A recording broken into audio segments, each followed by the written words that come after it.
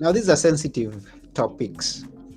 And if you're keen enough, all over the world, the statistics show that relationships are not doing so well all the time. And specifically, marriages are in danger. You always hear that the statistics of divorce world over are greatly increasing by the day. And so this is an important topic that we should delve into. And I have a relationship and marriage coach with us today. This is Now Tell Us. I'm your host today. And at Now Tell Us, we have guests come and tell us stories and inspire us. They come and educate us on a subject. And always we have great guests. Today we have a great guest known as Jeanell Greene. And she's going to be here to tell us how we can save our marriages because it's important. We value marriages. And so if it's possible for us to save them, why not do it? And if we have a coach who's been doing it for some time, using her own experiences, then that's very good. So why don't you join me as we go and meet Jeanell together? Please remember to share this episode with all your friends. If you have a question, please ask. If you have any comment for this episode or any of our episodes, then we love our feedback. We will appreciate you giving us feedback. Yes, and as I said, let me not take one more minute because Jeanelle has a lot to come and tell us. So join me as we go together to meet Jeanelle. Here we go.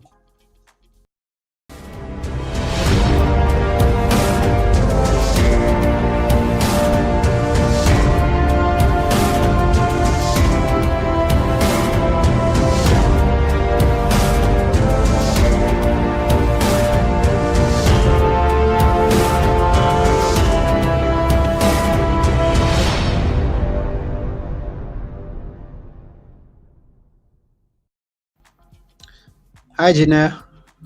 Hi, Anthony. How are you today? I'm doing good. How about you?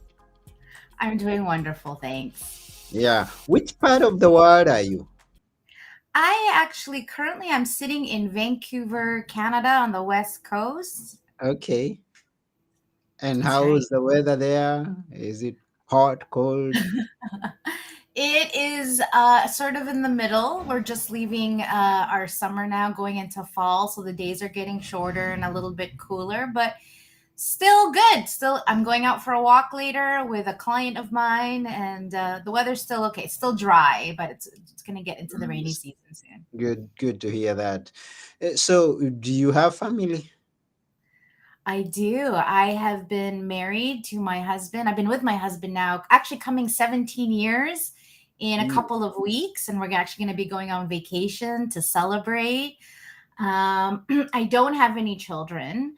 okay. We have, God did not provide us with that blessing, and that's okay. I think I remember when I was young, I, um, I wasn't someone, I wasn't sort of a normal girl, when all the children were playing with Barbies and dolls.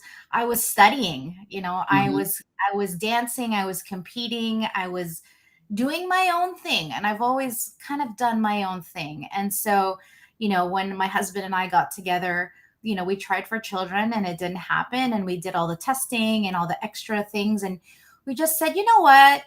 If it's meant for us, if God is meant to give us that blessing, then great. And if not, perhaps there is another creation that I'm meant to bring into this world." And so here we are, 10, 20 years later, I'm talking to you about marriage, and I work every day to make the world a more loving and safe and peaceful place That's for us now and for the generations to come. and I'm curious to know where would you be going for the anniversary? Any special place?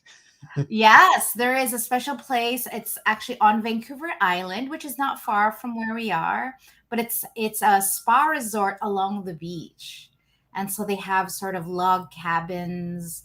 and they have, massage and the beach, and it's just a very calming and beautiful nature inspired kind of place where we can spend time together and really be in nature is something that we both really love. So Lucky I'm you. excited. Lucky you. You're lucky. I am lucky. I'm very fortunate. Yes. And now hearing you in the double digits of marriage, now that's something that is rare these days. Yeah. Someone gets to know a person, they get to have some time together, 1 year, 2 years, 3 years, and then by the time that they hit 10, that's supposed to be a book. So, Yeah. Yeah. so Well, it's congratulations on hitting 17 years. Thank you. Well, I think what's even more extraordinary than the number, because I think there's a lot of people that have been married as long as I have, plus, double digits or double of that amount. But Mm. how many can say that they are still madly in love, still in the honeymoon phase, still so passionately connected to their partner just as they were in day one? I think one of the biggest celebrations that my husband and I can really acknowledge is the fact that we are still at that high caliber of intimacy and that curiosity and that excitement that you feel in the beginning of a relationship. We work really hard to keep that alive, to be interested, to continue to grow, to continue to heal our own insecurity as partners, and we continually create the future that we're living into as a team. And so we're always moving towards the same goals as a couple, but also as individuals, but we also support each other in the individual passions that we have. And so I think we have a really beautiful balance of togetherness and teamwork and intimacy, but also we have our own things that we're passionate about that are very different, and we allow each other to have our space to grow as individuals but also as a couple. Yeah, we could say that is the they lived happily ever after story. Yeah, but I wasn't, this wasn't always the way it was going to go. Before I met my husband, I was actually married. So this is actually my second marriage. Oh, And tell us about that. yeah, and so that's kind of where my story starts is, Mm-hmm. I started to do the self-development, personal growth work while I was going through my divorce, because I Mm. realized there's something about me that has me keep getting into relationships that were not healthy. Mm. I felt like I was a magnet for unavailable men who were Mm-hmm. not ready to commit.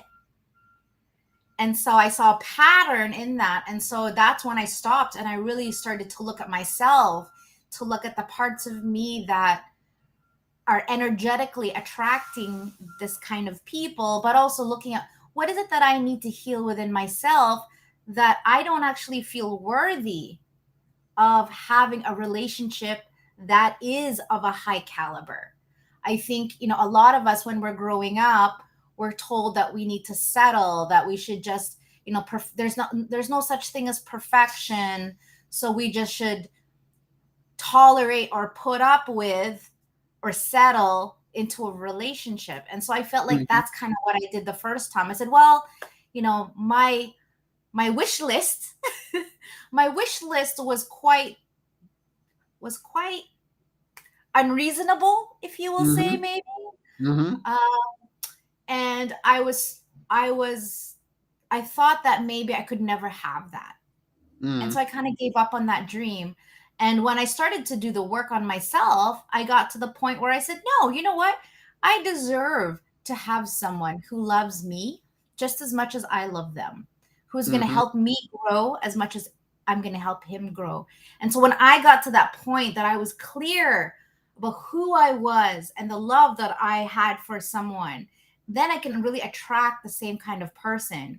And then I met my husband a few months later after that. So as I was exiting one relationship, I was sort of being introduced to this whole new other relationship. And so it's been really easy, to be honest. If you ask my husband right now, how would you describe our marriage? The one word he would use is easy. And it's not that we don't work hard, but we work hard so that it is easy. We Mm. don't wait until the argument to clean up the mess. We make sure we talk about it before the mess even begins. Hmm. Talk about it before the mess begins. That's a good Yeah. one. That's a good one. Let me at this point welcome everyone who's listening, who's here with us. And specifically, I want to thank Mishka for joining us. She says she's here listening. We thank you. And anybody else who's watching us, wherever it is that you are, if you can maybe leave us a comment, where is it that you are watching us from? We appreciate. So thank you, Mishka. We appreciate you listening, and we keep going.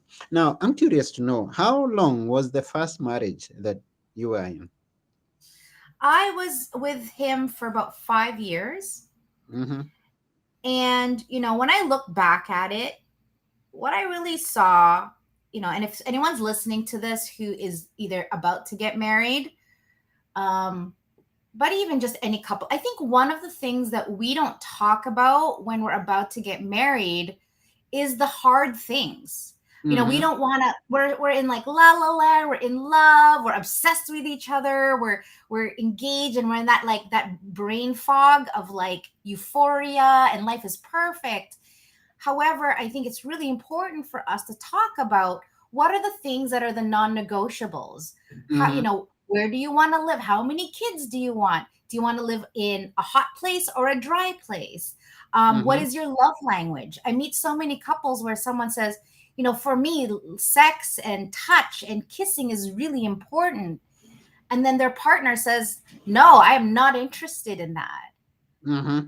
Right? Or someone says, what I need is I need to hear I love you. I need to hear you're beautiful. And then the partner says, well, I don't do that. That's not I Mm-hmm. don't feel comfortable. And so we end up matching with people that are actually not compatible with us. But Mm-hmm. sometimes maybe maybe there's pressure within the family to get married, which I think was part of my excuse. Mm-hmm. um, but I think we need to be very conscious when we're going into relationships that are of a marriage status. I Mm-hmm. think the other thing too is that our expectations change when Yeah. we're dating. We're courting, we're making effort, we're listening, we're being curious, we're being open. And then it's almost like as soon as we get married, there's like a switch that flips in our head. And all of a sudden it's like about me, give to me, what are you doing for me? Mm-hmm. And it's so interesting how that changes. And I would offer that the dating part is the easy part. Mm-hmm. The work really starts when we get married. It's like, okay, how do we keep it interesting? How do we continue to grow and not get into this vicious cycle of just kids, bills, work, sleep, eat, and then there's no joy, there's no laughter, there's no creation of the future. Why is it that our wedding day or the day we get proposed to the most memorable and exciting day? Mm-hmm. It's because we have a vision in our mind of a future that we are creating and that we want to live into. That's what's Mm-hmm. exciting for us, right? We imagine in our mind, growing old together, being retired and holding hands on the beach and all of these beautiful images. But we don't realize that it actually takes work to get Mm-hmm. to that point. Mm-hmm. And I think sometimes we don't deal with reality, Mm-hmm. or we compare ourselves to others on social media, on TV. And so we try to change each other, right? We almost Mm-hmm. take each other as a pet project. I need to fix you. I need to make you different. But Yeah. as most of us know, that never works. It never works. Nobody wants to be forced to change. Yeah. We should want to change for ourselves. And so, as the partner, if you're the partner who's saying, my husband or my wife needs to change, you are the one who's going to suffer the most. Mm. And so the goal, the lesson here is, how do I love myself enough and accept myself enough that I have enough love to give someone else, therefore I can love and accept someone else. We cannot do something, we cannot give some things to someone that we don't know for ourselves. If we Mm-hmm. don't know forgiveness, if we don't know compassion for us, how are we going to give it to our partner? How are we going to We give it cannot. to other people in our life? We can't. You can't give something that you don't have. That's right. And so this is Yeah. the work. And unfortunately, many of us were never brought up with these lessons. Our teachers are our parents. And if our parents either were not around or they were not great teachers, we grow up as adults, but emotionally we're not developed. Hmm. And so Yeah. we go into relationships with this hole in our heart that our parents left. And we look into the world to say, fill my hole for me. You need to make me happy. You need to make me feel like I'm worthy. But it's Mm-hmm. not the other person's job to make you feel worthy. It is your job to make yourself feel worthy. Hmm. And when you feel worthy, now you know your values. When you know your values, now you can set boundaries. When you can set boundaries, you can say no in a really powerful and loving way that people will actually respect you. Mm-hmm. And so this is what I teach my couples is really, it's an unlearning of old habits and old thoughts and old programming from our childhood that our parents put into us, and Mm-hmm. then learning new habits and new skills and new tools to be able to function in a relationship with someone who is very different from us. Hmm. And Now we have a case here. This is from Mishka, and she says she married her first boyfriend in from college at 21, and then her and her daughter were left by the boyfriend, and it completely wrecked her. And then after he went for another woman, Mishka has never remarried ever since. Mhm. She thinks that she kind of shut down, and she says maybe she's a bad picker. And the question that she has is, why is she still single up now? Maybe you have an idea of how to go about this. What Yeah. maybe some questions to her. I don't know. Yeah. Well, even just reading. So, one thing that gives us insight into someone's thinking is the words they use. And she used the words, I shut down and I'm a bad picker. So Mm-hmm. that is the story she tells herself, or sorry, Mishka, you're listening. That's the story you're telling yourself is like, I'm not good. There's fear. There's fear that's Mm-hmm. running the show. The fear of maybe getting into another relationship and feeling rejected once again. But here's the thing I want to tell people, and this is going to be hard to hear for some of you. Consider other people's behavior is not about you, it is about them. And I can see, of course, I can appreciate that. It's like, well, it was done to me, so therefore it was because of me. But consider it's not.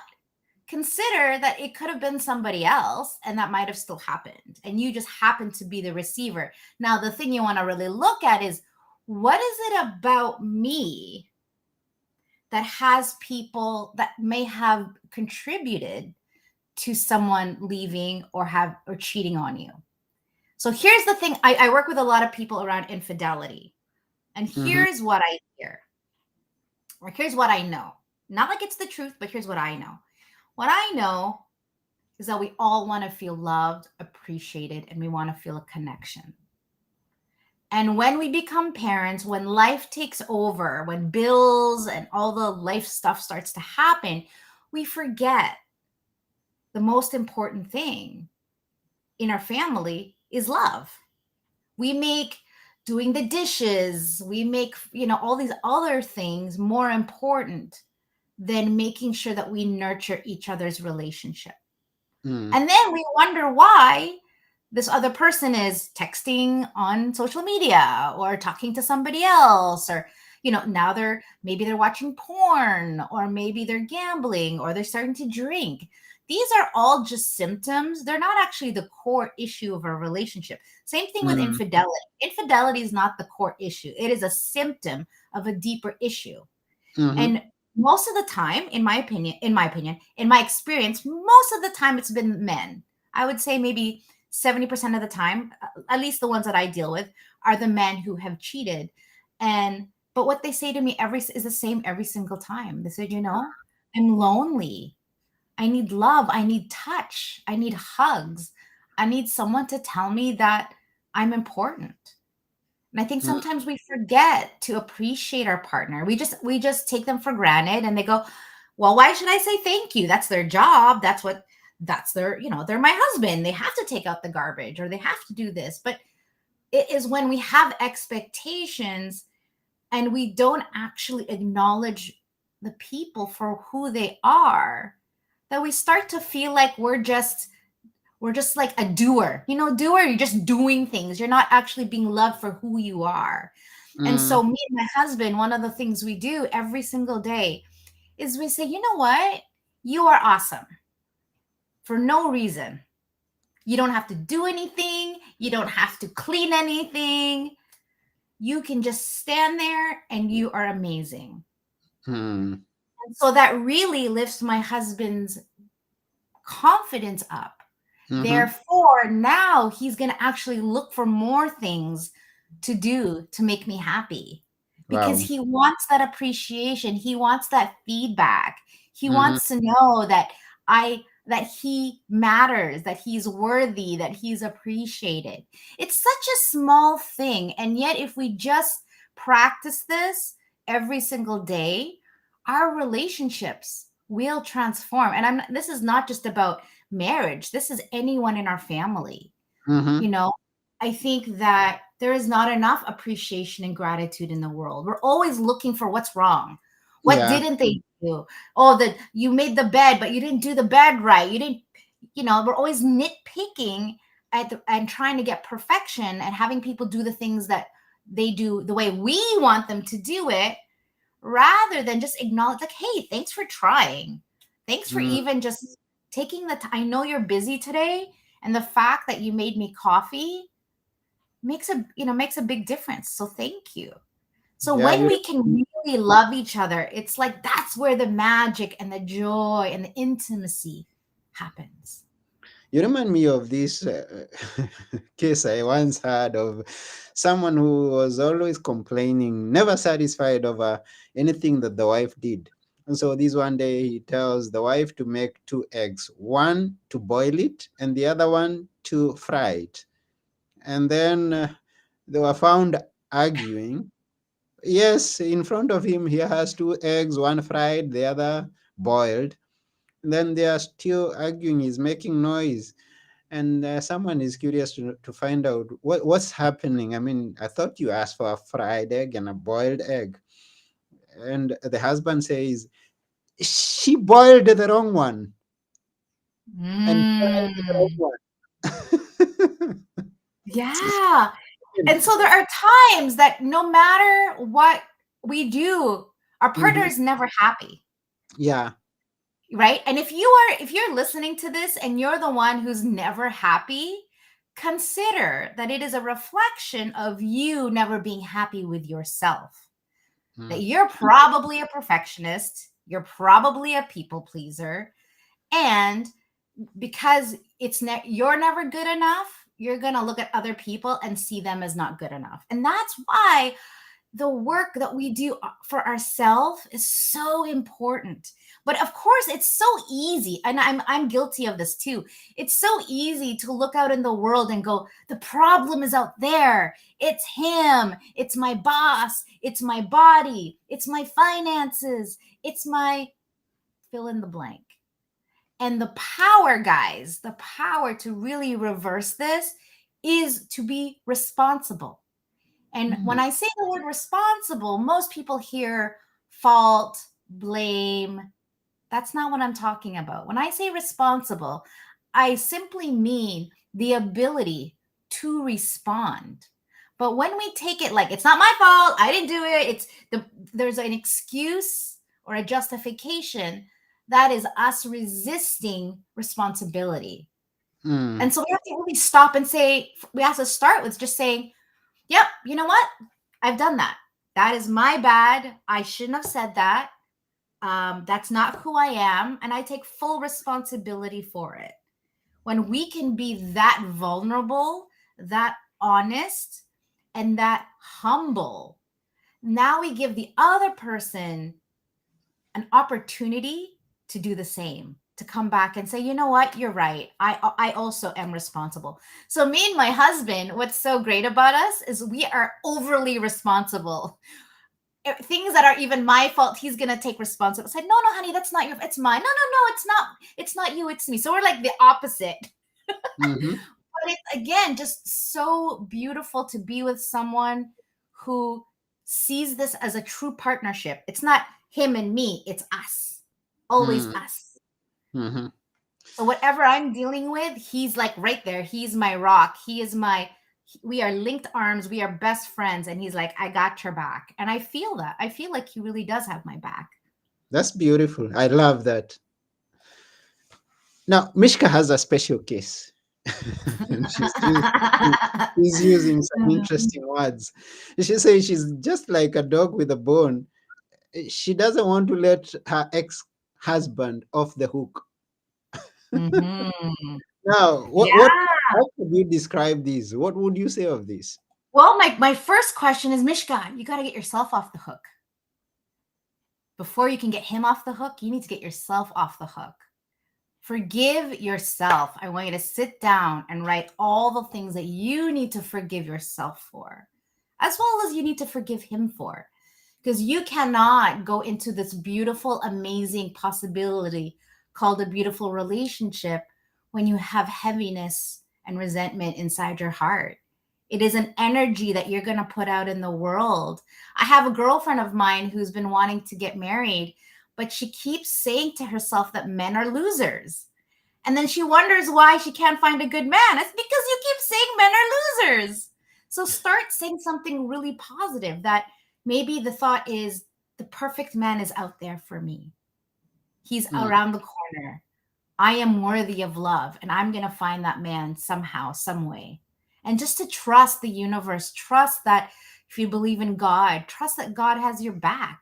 That whatever it is, whatever challenge that you're going through in life is for the highest good. I don't, to be honest to you, Anthony, I don't think I would have found and appreciated my husband, Mike, now had I not gone through divorce. I mm, had to get burned. I had to really learn, get a rude awakening about where I have emotional wounds from my childhood. My dad mm, left when I was 9. And so I have a lot of abandonment issues and trust issues. And so I have to be able to continuously notice, am I dealing with the person in front of me? Or is the person in front of me triggering a memory from my childhood called I'm unworthy, I can't trust, people will leave me? We got to get responsible about our own behavior and how we react to other people. Yes, people will trigger us, but we allow people to trigger us. mm, So again, back to forgiveness. We have to have compassion and forgiveness for ourselves. Otherwise, we're going to just keep beating ourselves up, and we're never going to be fully free of our past. And we're never going to be fully happy because we're always looking for all the reasons why we can't have what we want in life. mm. Thank you for that. You touched Mishka's heart. She's feeling weak right now. Thank you for sharing that. We appreciate that. And we also have some other people that are watching from all over the world. We have Wise Nyaga from Nairobi, and she's thanking. Yes. Yeah, he's thanking you very much for everything that you're sharing. So we Yeah. really thank you, Jeanell. And this episode could stretch for ages. I wouldn't want us to go before addressing this one. Now, there are issues that I could forgive myself and forgive my partner. And there are real issues that can't go away, challenges and problems. Now, I'm going to use your example, and maybe you're gonna tell us how you've been able to come with it this far, and manage to still be smiling and still in a romantic relationship with your husband up to this point,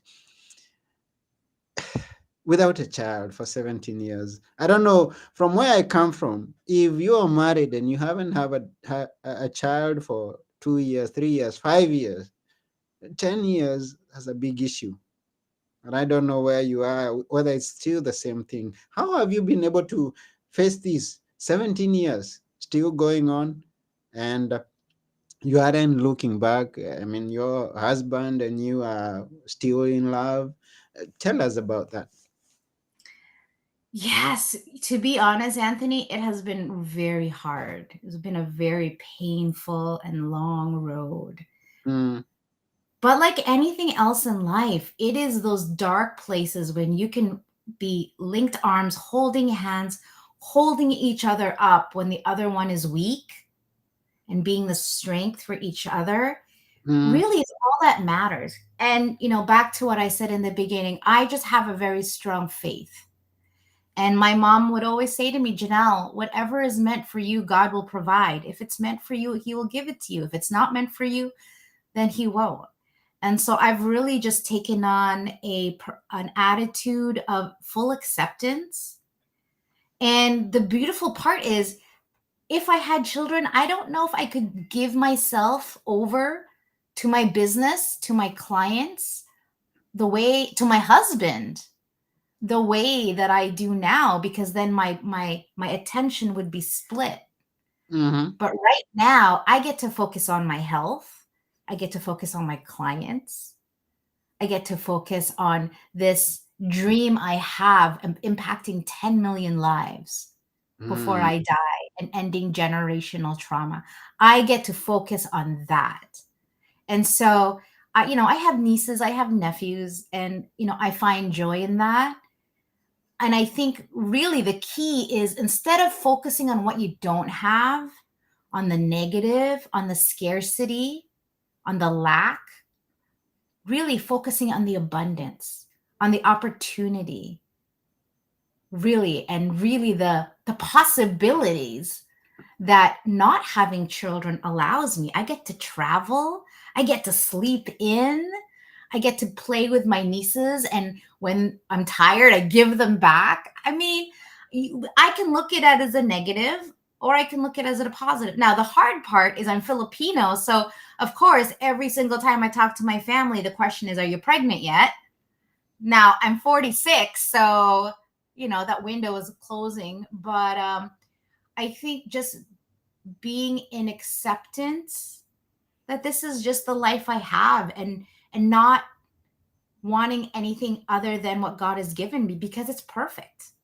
It mm, really is. It really is. And yes, it's taken me a time to get to this point where we can mm-hmm, fully accept that, yeah, you know what? That's not this picture that we had of our life is not the future that we're living into. But you know what? We can adopt if we want, yeah. right? There are a lot of things we can do. And so I just give up and I surrender, and I really focus on trusting God with my life. Because I Mm, used to think I was in the passenger seat of my life. Or sorry, I used to think I was in the driver's seat of my life. And since I started my own business, I realized not only am I not in the passenger seat, I'm like in the back seat, or maybe I'm even in the trunk. Like mm, I have I have very little control of what this is going to look like. So I just trust. I just pray that the people who need me find me. mhm. I pray that I stay healthy so that I can continuously do the work that I'm so passionate about. Wow, that's a good answer.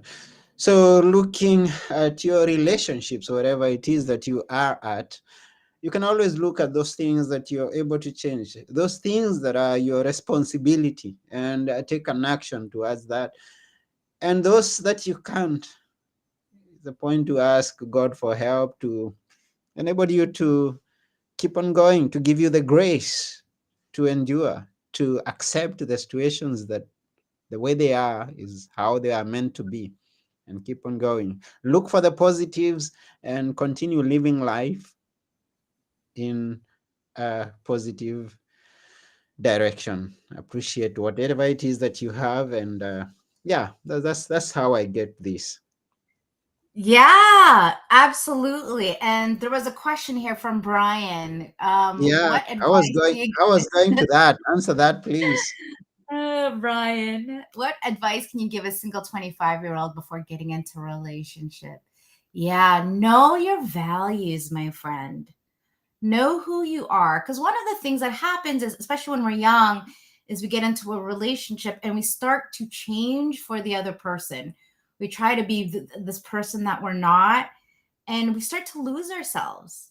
And a lot of the people I work with that are coming out of a marriage, that's what they're doing, is they're trying to find themselves again because they've lost themselves in overgiving and trying to be the compatible partner. So I would say is really get to a point where you know who you are, you know your values, and therefore when you go to find that right person, you know what you're looking for, you know what your non-negotiables are, and you're able to have hard conversations because it's not about pleasing the other person. It's about you finding what's going to work for you. And listen, even with all that, you're probably going to fall down and fail. You're probably going to, relationships aren't going to work out. But if you know, again, if you know who you are, you know your worth, you're going to look at those relationships and go, you know what? That was great. I learned a lot. And I'm so thankful I had that relationship. And now I can go on to the next relationship better and wiser Mm, rather than this broken person who's like, nobody loves me and I'm unworthy. And all the sad stories that we tell ourselves when we get dumped. Hello, that's me so many times. But we can rise from all of these, if you want to call it rejection, with grace and compassion, and just know that. And again, going back to trust, trusting that if it doesn't work out, it was never meant to work out. We try mm, to force life sometimes. We try to control it, and then we resist. It's like, oh, it shouldn't be this way. I shouldn't be going through this with this divorce. Well, maybe, but maybe that's just the way God had planned for you. That was just the way your life was supposed to go because there's a lesson that you're supposed to learn so that when the real person comes along that you're ready. And so I really try to take on an attitude of growth mindset. If you guys are interested, there's this really great book. It's called Growth Mindset by Carol Dweck. But she really talks about, having growth mindset is about always looking at possibility and not looking at everything as either a failure or a rejection or a judgment, but really just a sign, I guess, if you will, call that from the universe of what there is for you to do next to heal, to grow, and to move into the next phase of your life. So I hope mm. that answers your question, Brian. Yeah, thank you very much, Jeanell, for sharing that. And I would add to that, as much as we can never predict the future, it's naive to move into the future blindfolded.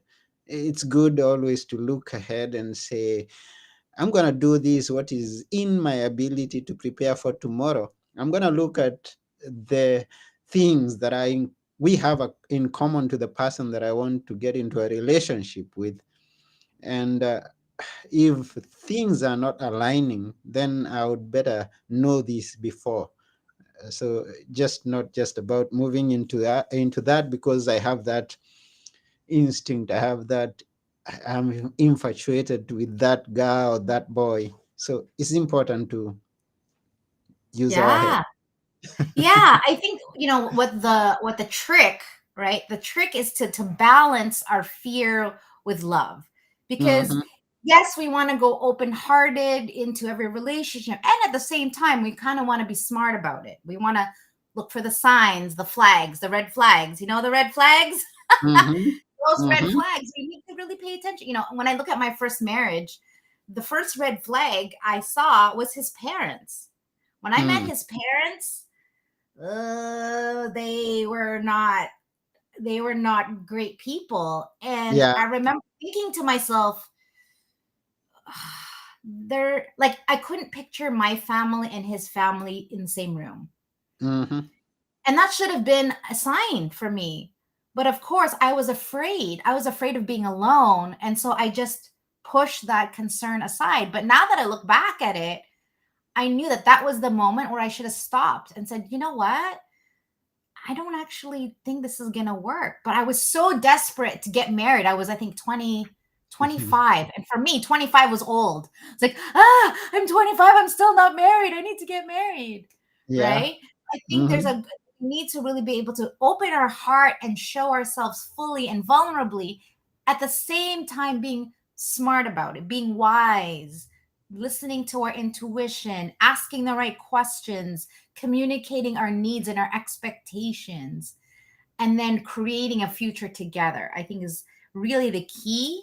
And then lastly, really just looking at what parts of us do we need to heal, so that when we go into the relationship, when some, like for example, when we're having an argument, are you going to actually deal with the argument in the present moment, or are Mm-hmm. you gonna now going to be, you have some trauma from your childhood that is now being triggered, and so now you and I can't even have a conversation because now you're thinking about your mom or your dad who used to yell at you when you were a kid, and now you're numbing out and you actually, you're shutting down, you're shutting me down. Those are Mm. the things that we need to get really responsible for in order to have a really great relationship. Yeah, thank you very much. And from your experience, maybe you can answer this other question that Brian has. Is religion an important aspect in a relationship? That's a really great question, Brian. And the simple answer is it important to you? Is it important to her? If it is, then you need to talk about it. I think, especially when you have children, it's even more important to talk about it, because how are you going to raise your child? My mom, my sister and her husband are dealing with this right now because they're very different religions. And so it creates a little bit of um, upset and confusion and frustration, because it's so different. And of course, the child is confused, right? And so Mhm. you need to know that if you plan to have a family. But again, if religion is not important to you and religion is not important to her, then it's not important. But if it's important to her but not important to you, well, now that's a conversation. I Mm. hope that gives you your answer, Brian. Oh, now this is going back to the values that you need to check on before you Yeah. jump in. So you check on value, Yeah. know what is valuable to you or to her, or is it? Yeah. Yeah. I know my values really strongly. And sometimes when I forget who I am, I got to remind myself. Or when I'm really not happy, like I'm feeling really frustrated and I'm stressed, I Mm-hmm. go, why do I feel that way? Then I really check to see, am I living my values? And my values, just so you guys know, is family, faith, freedom, fun, and flow. So Mm. as long as my life is in alignment with those five values, I am happy. When I'm not in alignment, whether I'm working too much or I don't feel like I have the freedom to be creative or be myself, I'm not a happy person. But that's how I know my values are my values, because anytime one of those five are out, there's something that happens within inside of me. And so I think we need to each get really clear about what those core values are, so that when someone comes into our life and comes in with their set of values, you can really look to see, are we aligned or not? I met a couple, they're a very young couple in the early 20s, and they were looking to get divorced. And she's a party girl, she drinks, she smokes. He's a very conservative man. And he said, I will divorce my wife if I ever see her drink. But he Mm. drinks, but she's not allowed to drink. And so, and Interesting. she says, but I don't want to change. Like, this is who I am. I like to party, I like to go out with my friends. And so it's, their values are not aligned. She wants to have fun. he wants her to stay home and be the good little wife. And she's like, but that's not who I am. It's really important. Wow, wow, wow. This is interesting. And thank you, Jeanell. We have actually extended our time for the episode, but Yeah. it's not because it has been very interesting. Our viewers and listeners have been very engaged. We really want to thank each and every one of you who's been here and contributed to this episode. Nemi, thank you for listening and for appreciating us. Brian, we thank you. We thank you, Mishka.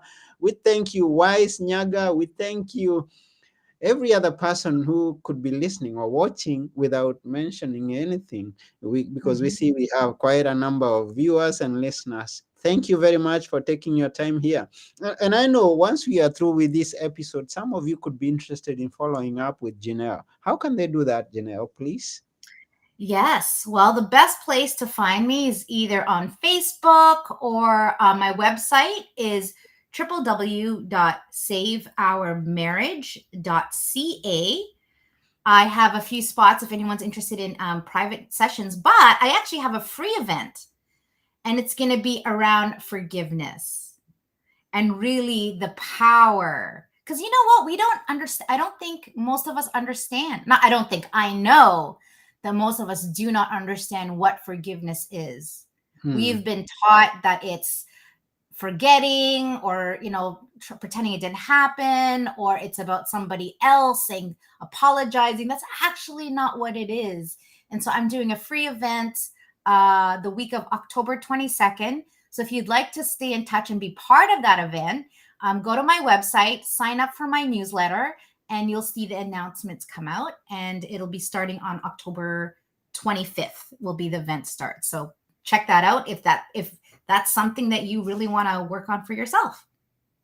You don't want to miss this. Please hop on to www.saveourmarriage.ca. And that is going to, from my experience, is going to direct you to the personal website of Jeanell. So just in case you find yourself in Jeanell's page, that's how it's going. For Jeanell for sharing with us all that you've done today with us. We thank you. Yes, you're welcome. My pleasures. It was great. Thank you for having me. And I'm just going to put my Facebook. That is my personal, but I also have a business page. I think it's Wing Woman, Wing Woman Coaching, Wing Woman Hero. I can't even remember. But you can find me on Facebook just under that link there. Again, go to my website. That's also a great place to connect with me over email or by phone. Yeah, so the link to her Facebook has been shared there. You can always connect with her. And yeah, once again, thank you, thank you, thank you. You're welcome, welcome, welcome. Thank you, everybody, for being with me today. Yeah, and just before you go, as usual here at Now Tell Us, we like you to leave us with some of the words, your favorite words that you never want us to forget, or something that we can always, or we should always remember. Which are they? Mm, everything you want. I have two things to say. Everything you want is on the other side of fear. Everything, everything. And this has been my motto for the last 20 years. And I have created a life of my dreams, a partner, a marriage of my dreams, a business of my dreams. But you have to deal with all of your fear. And then the second thing is pain and suffering only exist when you resist what is so. So when you have it like, life shouldn't be this way, I shouldn't be this way, my partner shouldn't be this way, the world, the government, my money, everything shouldn't be this way, that is where the pain and suffering begin.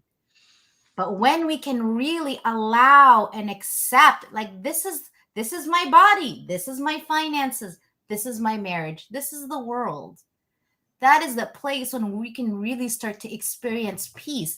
Because yes, peace is acceptance, but the hard part that people cannot wrap their head around and why they have such a hard time finding peace is because peace truly is letting go that anything is wrong. That's a hard one It's a hard one. because It's a it's so hard easy to one. go, there's so much wrong. But if you can just get everything's actually pretty perfect. And if you can just be present to this moment, to what you have to be grateful, and to realize that, man, there are so many other people in this world that have it way worse than I do. And if I can bring love and compassion and blessings to the world, that will come back tenfold. Wow. Wow. Wow. Jeanell, I have nothing to add to this. Thank you very much once again. We really appreciate you coming to Now Tell Us today. Thank you, Anthony. Yeah, this has been a long episode of Now Tell Us. I have been your host, Anthony Muirore.